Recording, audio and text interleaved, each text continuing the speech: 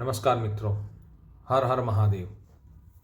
तो अगर आपको पता चल जाता है कि आपका कौन सा ग्रह खराब है तो हम एक अलग टॉपिक पे आज बात करते हैं कि सुगंध के माध्यम से भी हम ग्रहों को ठीक कर सकते हैं। वैसे तो ग्रहों को ठीक करने का बहुत सारा अपने पास वैकल्पिक उपाय हैं, किंतु सुगंध जो इत्र के जो शौकीन होते हैं, जिनको बोलते हैं सुगंध का बहुत शौक रहता है, तो आप सुगंध के माध्यम से भी आप मतलब अपने नवग्रहों को आप ठीक कर सकते हैं। तो चलिए आज हम जानते हैं कि किन किन सुगंधित वस्तुओं से कौन कौन से ग्रहों की हम शांति कर सकते हैं। तो यह जो है ज्योतिष ग्रह नक्षत्र के मतलब आधार से है कि हम ये टॉपिक थोड़ा ज्योतिष का टॉपिक है। तो हम जो ग्रह एवं नक्षत्रों की जो अनुकूलता है उसको प्राप्त करने के लिए उस ग्रह से संबंधित वस्तुओं का उपयोग हमेशा करना चाहिए। हमें जिस ग्रह की अनुकूलता चाहिए उस ग्रह की जो अनुकूल वस्तुएं हैं तो उनका हमेशा हमें जो उनसे संबंधित वस्तुएं हैं उनका हमेशा हमें उपयोग करते रहना चाहिए, जिससे वो ग्रह हमारे अनुकूल हो जाएंगे। एवं ग्रह से संबंधित क्रियाकलाप भी हमें करना चाहिए।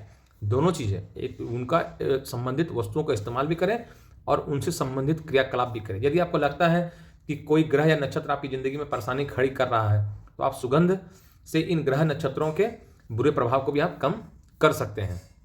तो चलिए हम जानते हैं सरल तरीके से कि सुगंधित चीज़ों से किस तरह हम ग्रहों की शांति हम कर सकते हैं। उदाहरण के लिए आप मान लीजिए कि किसी का सूर्य अगर खराब है वो, तो सूर्य ग्रहों का कैसे करेंगे। यदि आपकी कुंडली में सूर्य ग्रह बुरे प्रभाव दे रहा है तो आप केसर या गुलाब की सुगंध का उपयोग कर सकते हैं। घर के लिए आप रूम फ्रेशनर लेके आ सकते हैं और शरीर के लिए इन सुगंध का कोई इत्र या धूप इत्यादि भी आप मतलब उपयोग में ला सकते हैं और इससे आपके सूर्य ग्रह की जो है वो अनुकूलता आपके अनुरूप हो जाएगी।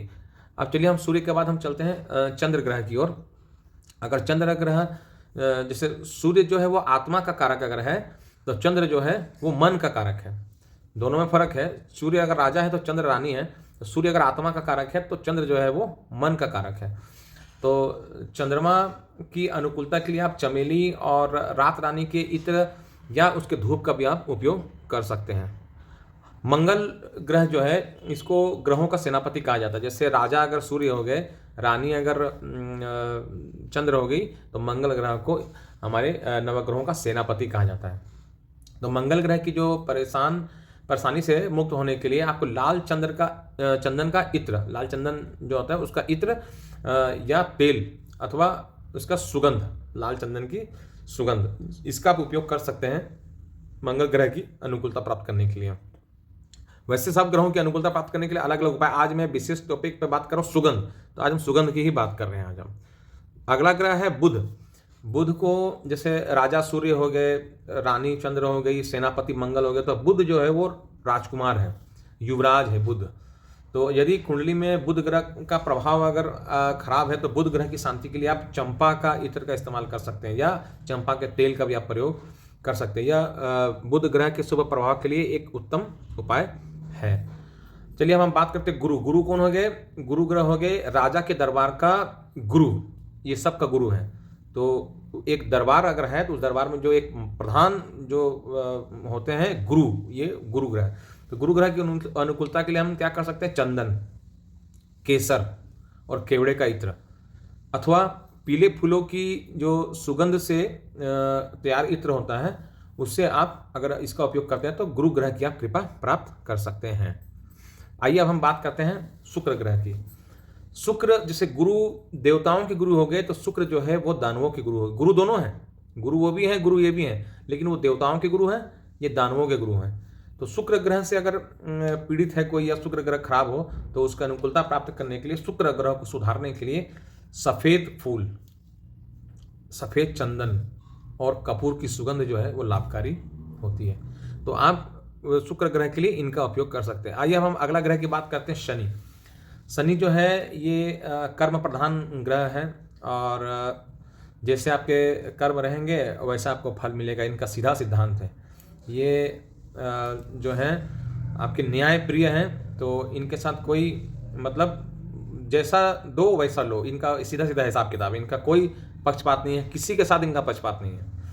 कुंडली में यदि शनि ग्रह खराब है तो उसकी अनुकूलता प्राप्त करने के लिए, उसको खराब प्रभाव को अच्छा करने के लिए कस्तूरी कस्तूरी का जो सुगंध है, और लौंग और गुग्गल और सौंफ की खुशबू सुगंध का हम लोग प्रयोग कर सकते हैं शनि ग्रह की अनुकूलता के लिए। अब आइए अगले ग्रह की बात करते हैं, राहु और केतु। तो राहु और केतु एक ही शरीर के दो हिस्से हैं। सर जो हो गया वो राहु हो गया और धड़ जो हो गया वो केतु हो गया। तो ये छाया ग्रह हैं और ये हमेशा उल्टी ही चाल चलते हैं, ये सीधा नहीं चलते हैं। यदि आपकी कुंडली में राहु और केतु ग्रह अगर बुरा प्रभाव दे रहे हैं तो आप गाय के घी और कस्तूरी के इत्र का उपयोग कर राहु ग्रह के दुष्प्रभाव से बचा जा सकता है। राहु के लिए आप सफ़ेद चंदन का भी आप प्रयोग कर सकते हैं। सफ़ेद चंदन का जो इत्र होता है वो राहु के लिए बहुत उपयोगी होता है। तो ये हुए नवग्रह का मतलब जो मैंने आपको खुशबू बताई प्रत्येक ग्रह के बारे में। यदि ये उपलब्ध ना हो आपके पास, अगर किसी कारणवश आपके घर में ये सब उपलब्ध ना हो, तो घर में प्रतिदिन आप कपूर जलाएं और गुड़ और घी को मिलाकर उसे कंडे पर जलाएं, पूरे घर में गूगल जलाकर घुमाएं। तो इतना अगर आप कर देते हैं तो इससे आपके नवग्रह संतुलित हो जाएंगे। क्योंकि कपूर राहु के लिए भी कपूर होता है दुष्प्रभाव से बचने के लिए।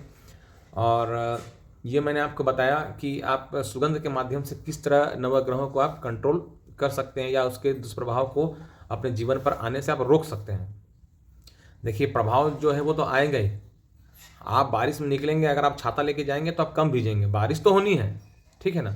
आप उसके प्रभाव को कम कर सकते हैं क्योंकि प्रारब्ध जो है वो बहुत शक्तिशाली है। भगवान का भी प्रारब्ध नहीं कटा तो आपका कैसे कट पाएगा। जो आना है वो कष्ट आएगा, बस उसका हम जो परिमाण है वो हम कम बेसी अपने कर्म के माध्यम से, अपने उपाय के माध्यम से हम कम बेसी उसको कर सकते हैं। आप लोगों को हमारी वीडियो कैसी लगी, हमारी जानकारी कैसी लगती है, हमें ज़रूर बताइएगा, कमेंट कीजिएगा। और हमें आपके कमेंट का इंतज़ार रहता है। लाइक कीजिएगा, सब्सक्राइब कीजिएगा। मेरी वीडियो देखने के लिए आप लोगों का बहुत बहुत धन्यवाद।